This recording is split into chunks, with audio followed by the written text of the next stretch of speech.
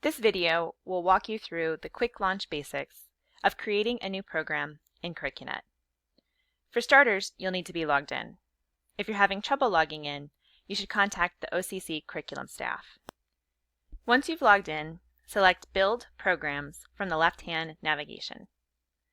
Next, select Create New Program. Now, it's important to note that if you're creating a brand new program, you should reach out to curriculum staff ahead of time and set up an appointment. We talked about this a little bit in our program writing references tutorial, but the reason why you'll want to meet with curriculum staff is in order to have a new program approved by the state, you'll also have to write a comprehensive narrative that goes along with what you submit in CurricUNET. Curriculum staff will walk you through the narrative and exactly what documentation is required of you at the state level. Assuming you've already met with curriculum staff and you've created your narrative, you're now ready to create your program in CurricUNET. Select your division and your subject from the drop-down menus. If there's a division or subject that you don't have access to that you need access to, contact the curriculum staff. Next, type in your program title.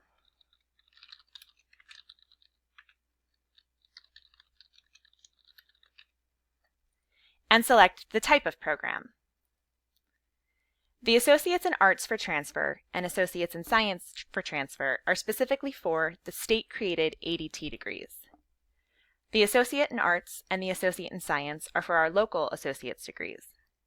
And finally, there's two types of certificates that you'll use. The Certificate of Achievement is a state-approved certificate. It must be at least 12 units. The Certificate of Specialization is a locally approved certificate. It does not need to be approved by the state. However, in order to select Certificate of Specialization, your program must be under 18 units.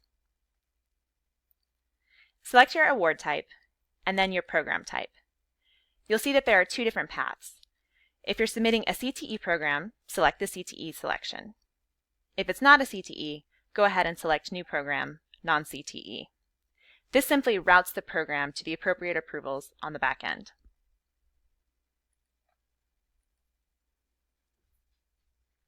You've now created the shell of your program, and you can come back to this program at any time. To do that, after logging in, you would go to Build Programs from the left-hand section. You'll see the list of programs you're currently working on in the queue. You can go ahead and click the pencil to open this program and come back to it.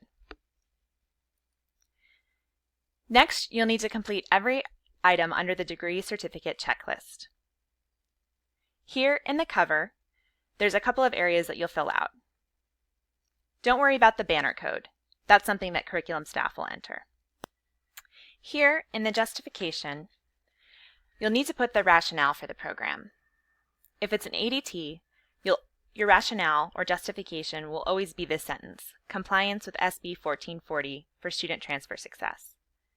If you're creating a CTE program, you'll give a brief overview of the labor market outlook. If you're creating a local degree, you'll describe the need for that program and why you're creating it. In the Career Opportunities section, you'll list what job opportunities students may have after completing your program.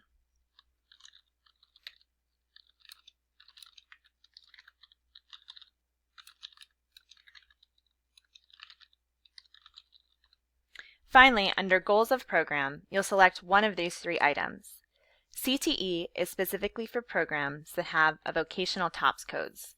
Vocational TOPS codes have an asterisk at the end of them.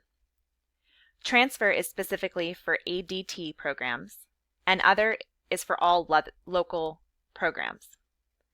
Go ahead and hit Finish, and go to the next section. The program description is the catalog description. This is specifically what will appear in the college catalog. The program summary has a great deal of information regarding the total number of units, completers, projections regarding completion, where this program fits into the rest of the college curriculum. This is a quick launch video, so we won't go into all these details in specifics. But know that on our home page of the curriculum portal, we've pulled out the screenshots specifically to this area under the Curriculum Writing References Program section. It's titled OCC CurricUNET Faculty Handbook Program Summary Page Details, and it will walk you through exactly which each of those boxes is looking for. The Program Outcome section will also be displayed in the catalog. For each outcome, you don't need to create or write a number, as CurricUNET will automatically number your outcomes for you.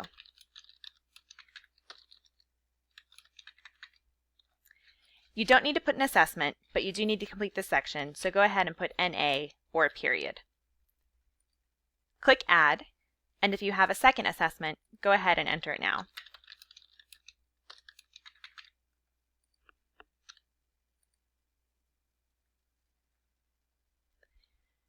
Finally, the last section that we'll go over in a little bit of detail is the course block definition. This is an area that can sometimes be a little bit tricky. Here in the course block definition, you're not actually going to list your courses. Instead, this is the header for the different blocks of courses that you're creating. For example, you may sequence your program by semesters. So once you've created the definition, go ahead and click Add, and you'll see that it's added down here at the bottom of the list.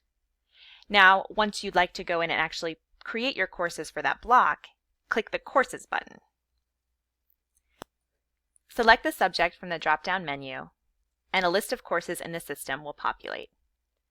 Select the course you'd like to add, and click Add. It's also important to use the appropriate connectors. So for example, if in the next segment of courses, students can take Accounting 101 or Accounting 102, you'll use the OR condition after Accounting 101, and click Add. Then you would add Accounting 102 and click Add. So the way this program reads, students have to take Accounting 100. Then they can take either Accounting 101 or Accounting 102. If this is sufficient for your first course block, go ahead and click Done. Other important items here is that you can move courses up or down in the block by using these arrows. You can also entirely remove a course by using the scissors button. Let's say that you want Accounting 101 or Accounting 103, click the pencil button, and this will let you change the course that you've selected. Accounting 103 doesn't exist, so we'll say Accounting 110 instead. And click Update. You'll notice that that has changed the course down here. Go ahead and click Done, and your first semester course block is done. You can then go on to do your second semester, third semester, and so on and so forth, using those exact same steps over and over again.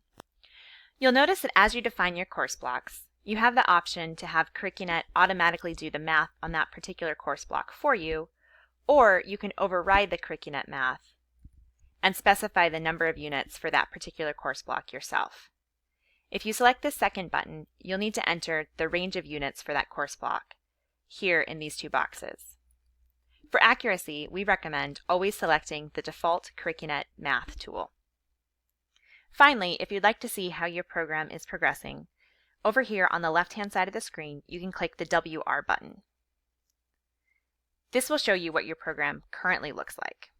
So currently, our program is a 3 to 4 unit program. Once you finish every section of the degree certificate checklist, you'll be able to launch your program. When you have a check in every box here, a Submit or Launch button will appear on the left-hand side. If your checklist is complete and the Launch or Submit button doesn't appear, go ahead and refresh your browser, and the button will pop up then. Once you click Submit, your program will officially be launched into the workflow, and your department chair, division curriculum rep, and division dean will all review the program before it comes to the curriculum committee.